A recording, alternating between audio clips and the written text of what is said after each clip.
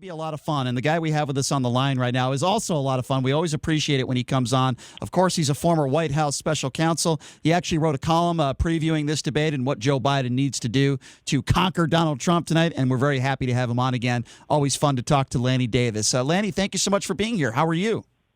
Oh, thank you, Brian. I guess I'm doing fine under the circumstances of being stir crazy, sitting at home, working and driving my wife crazy. But besides that, I'm fine. I'm sorry to hear that. Lanny. Hey, before we get to the debate, and I know you wrote a great column, and I want to talk about that, can I just get your reaction in general? I know you don't represent Michael Cohen anymore, but just what is your reaction in general with your experience with Donald Trump's tax returns? When you heard this story that came out a few days ago, just what was your reaction to it? No surprise. A little bit shocked that it's had the political impact because his argument is you already knew I wasn't going to disclose my tax returns and that I didn't pay many dollars in taxes and you voted for me in 2016. So that's kind of the reaction that I thought would occur. The Times did an amazing job, but I didn't think it would have the political impact that it's had. And talking to Michael Cohen, certainly no surprises that he found a way not to pay income taxes, and that's the reason he wasn't disclosing. I mean, that's no surprise either. What did surprise me is the soundbite that came out, which is just, for someone in my business, just ideal to boil everything down to one soundbite that hits middle America, especially working class America, where Donald Trump's found a lot of support. Mm-hmm. And that's the number $750. Right. And when I saw the Biden ad about teacher pays $3,000 in taxes, firefighter $6,000 in taxes, I thought, oh my God, this actually is going to have an impact. But having said that, it won't have much impact because most of the country's already locked in. And so we're looking at maybe 5 to 10% of the country that might. Yeah, that's what I just said. Lanny, that's what I just said. I said I believe somewhere around 10% of the country might still be undecided and might be swayed. But Lanny, what I've said is that might be all it takes to sway this election.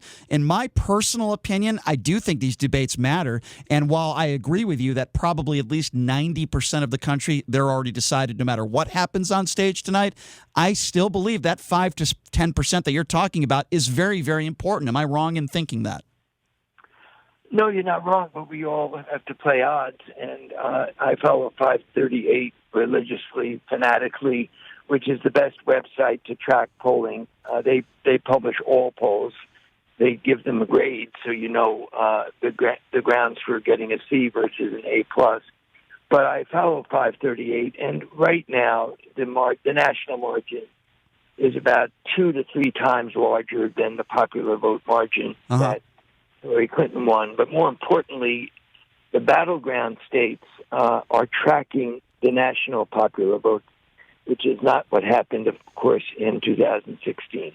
Mm-hmm. So right now, Brian, it really does come down to a really traumatic event that hits the American people very negatively about Joe Biden's performance. Doesn't matter what Trump does. I don't think anyone is going to be surprised by anything or have their minds changed by what Donald Trump does. We all know him and know what he'll do. I agree with that. It's really up to Biden to come through in a way that reinforces both confidence and that he's solution-based and he's not going to get down to the level of Donald Trump. And that's what I wrote in my column. Yeah, I want to talk about that. If you're just joining us again, we're speaking with Lanny Davis. Of course, he's a political operative, a lawyer, a lobbyist, an author, and of course, you've seen him as a television commentator as well, and the former attorney for Michael Cohen as well. So let's talk a little bit about that, your column and about the debate tonight. Specifically, we know that they're going to bring up the Supreme Court, the coronavirus pandemic, the economy, race and violence. As far as what I know, Lanny, is they're going to have about 15 minutes per subject. There's going to be no ads, which is normal for a presidential debate. It's going to last for about 90 minutes or so. So here's where you might disagree. We might disagree on this, Lanny. I want to get your thoughts on this. I believe Donald Trump is going to get down and dirty. He's going to do what he did to Hillary Clinton. He's going to go after, he might even bring up Beau Biden. He'll bring up Hunter Biden. He'll bring up Joe Biden's family. He'll probably call him Sleepy Joe. While I don't think Joe Biden should probably go down to that level, I do think Joe Biden's going to have to hit him back. he has to do it, Lanny. And I know Michelle Obama with her statement, when they go low, we go high. I just don't think that's going to work tonight. I think there's going to be times where Joe's going to have to hit back at Donald Trump. Do you agree with that? Well, depends on the definition of the word is. I always get that once in a while. Yeah. So what you mean by hit back, I think you will agree with me that using personal adjectives and name calling is what Donald Trump does. Right. And the answer is no. I don't think Biden does that very well. I think the only label that he can do is that's a lie or something along the lines of it not being truthful. And then pivot right back to specific facts about Donald Trump, specific facts about failing on issues that people care about. Mm-hmm. So he's got to hit back, but hit back on issues that people care about. Using labels and having a food fight to outdo Donald Trump in using character attacks, forget it.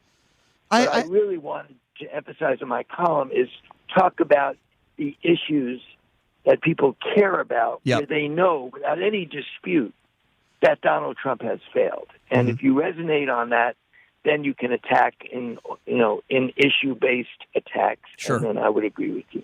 So I guess, in my personal opinion, Donald Trump is pretty predictable, right? When they bring up issues like the coronavirus, Donald Trump is going to say what an A-plus job he's did. He's going to talk about the China ban. I would imagine Joe Biden's got to be prepared for that. They're going to talk about Ruth Bader Ginsburg. Joe Biden has to be prepared for that. They're going to talk about the economy. I think Joe Biden has to bring up the fact that we just had our worst economic quarter in American history. But you know what Donald Trump is going to say, what he's done for minorities and where the economy was before the pandemic. Then they're going to talk about race and violence, and Donald Trump is going to blame the Democratic governors and mayors and the fact that Joe Biden has not called out the violence. Again, while people might say how smart Donald Trump is, he's extremely predictable, Lanny. So what advice would you give Joe Biden? Again, you and I agree there's about 10% of the viewers watching, unless there's a traumatic event that causes Biden voters to second-guess their decision and not vote. I don't think any Biden voters will vote for Trump. I think the Trump lockout of people who've made up their minds never to vote for him is now over 50% in all the major polls. But, yeah, the real question here is we all know what Trump says, and the 40 to 45% of the country that doesn't care what he says, whether it's a lie or the truth, they don't care, they will vote for him. Mm-hmm. So it doesn't matter. We all know what the facts are about the pandemic numbers. It wasn't about China. We have Canada right across the border that is completely down to almost zero in deaths and slightly above zero in cases. Mm-hmm. They're right next door to us. They handled the reaction with national leadership, masks, social distancing, shutting down businesses during the early days. We all know what the facts are. It's not going to matter to a Trump voter when he says it's about China. Sure. When he was telling us at the end of March and into April, it's all going to magically go away. Everybody knows this. Mm-hmm. No, So what I it think really comes down to is whether Joe Biden keeps the decency, the honesty, who Joe Biden is, no matter what Trump says, is not going to change. He is Joe Biden. He's been Joe Biden as long as I've known him. Mm-hmm. And Trump isn't going to change. And if people like the performance quality of Donald Trump, doesn't matter whether he's telling the truth or not. I suspect Chris Wallace is going to call him out once or twice. Trump won't react well. He never does. Doesn't like Wallace. And maybe that will be a dramatic moment or two. But you can hear me kind of downplaying, in my mind, the impact of any one of these three debates because most people are pretty well locked in. Yeah, and I don't disagree with that. So, Lanny, I want to ask you about this. I know you've had situations where you've had, I'm sure, plenty of discussions in your lifetime with Rudy Giuliani. Rudy Giuliani, who I think at one point in his life, particularly after 9/11, was extremely respected and was looked at sort of a hero, the way he handled that whole 9/11, that horrible situation. And I think these days he's a complete disgrace. And this morning, make no mistake about it, is no exception, Lanny. I don't know if you heard what Rudy Giuliani said on Fox and Friends this morning, but he said that he said Joe Biden had dementia, and he said he believed that Joe Biden was on drugs. What do you make of a guy like that who was so loved in New York City in the days and weeks and even months after 9/11, to a guy that goes on national television now on Fox News and goes after Joe Biden and says he has dementia and he's on drugs? What do you make of that? Well, first of all, Rudy Giuliani is not a sane man. I say that not to be unkind or to do name calling. I know what I see, what I hear, and also from people who are with him in studios. He's not mentally balanced, and he's not aware of how he has embarrassed himself. And I was a great fan of Giuliani's. I just think he is not to be taken seriously. And whatever he says about Joe Biden, deranged or dementia or anything else, it really doesn't matter. He's irrelevant. What strikes me as very odd, and it has happened to me before. I used to be a contributor at Fox. Right. I was on Sean Hannity perhaps more than any other show. I know everybody that still are hosts at Fox, Laura Ingraham and Tucker Carlson, and I go way back debating Bill Clinton. Mm-hmm. What I don't understand is how can you be a host or a hostess on Fox and Friends and not say, hey, stop. This You're is right. our show. You're right. You're demeaning us. You want to demean yourself, that's up to you. Mm-hmm. I've seen these folks on Fox and Friends, and a couple of them are really friends of mine. And I'm embarrassed for them that they don't have the fortitude to say, hey, stop. Well, I agree with you. I agree. I agree with you, Lanny, and that's why Shepard Smith left Fox News. If you recall, it was the way that Tucker Carlson and his show treated Judge Napolitano. That was just one of the reasons. And I agree with you. I think it's a complete disgrace that they don't have the mental fortitude or the honesty, the intellectual honesty to step forward. All they said at the end of that interview or at the end of that statement is that, well, that's your opinion. We're all not doctors. I mean, you know, it's just insane, and to me, it's utterly disgusting. And you're right, Rudy Giuliani has no credibility, and I've heard from some very good sources that the man literally, and I don't know if this is true or not, but I've heard from good sources that the man literally is drunk when he's actually showed up to some of these interviews. That certainly would not surprise me. But let's talk a little bit about Fox News for a second, because again, you were on Fox News all the time back in the day. Right. What do you make of Tucker Carlson, the idea of white supremacy as a hoax, Laura Ingraham, LeBron James, shut up and dribble, and some of these hosts on Fox News? In fact, Fox News just tried to, and you would know a little bit about this case because you're an attorney, Fox News, in representing Tucker Carlson, said that he's an entertainer and that nobody should actually believe what he's saying is truthful. I mean, that's what Fox News said about Tucker Carlson, yet he has 25 million viewers a night. I mean, what do you make of that?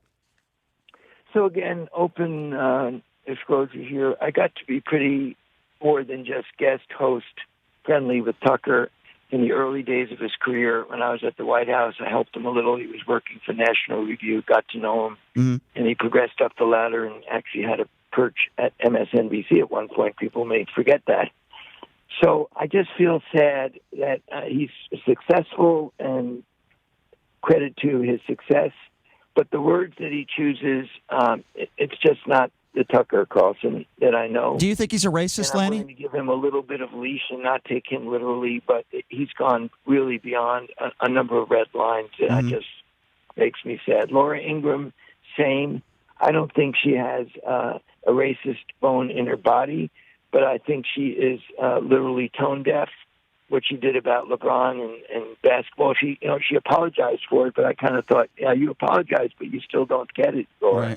Right. But I don't think ill of them. I think they are not bad people. I just think they've lost touch with how they're coming across. So I'm trying to be kind here. No, I understand, and I know you've had relationships with these people at Fox News. I get that.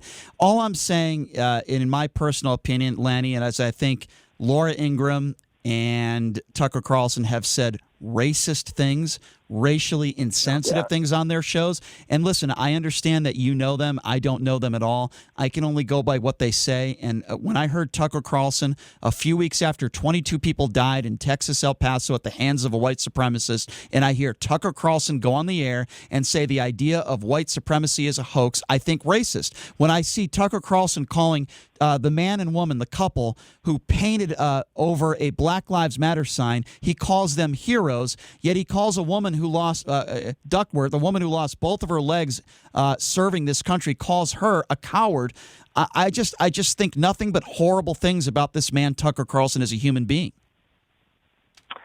Well, I can't disagree that what he says is awful, and I have a hard time understanding why he's gone where he's gone. Yep. And Laura Ingraham, a little bit less difficulty. She's always been pretty capable of just being plain out nasty. Right. But nevertheless, what the whole Fox network as an institution, since the Sons took over from Dad, who hasn't really let go, is an embarrassment.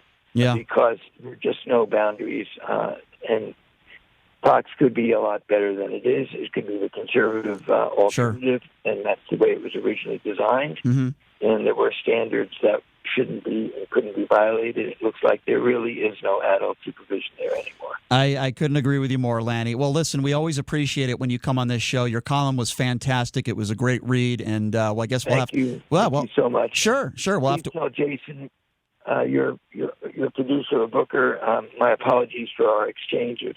No.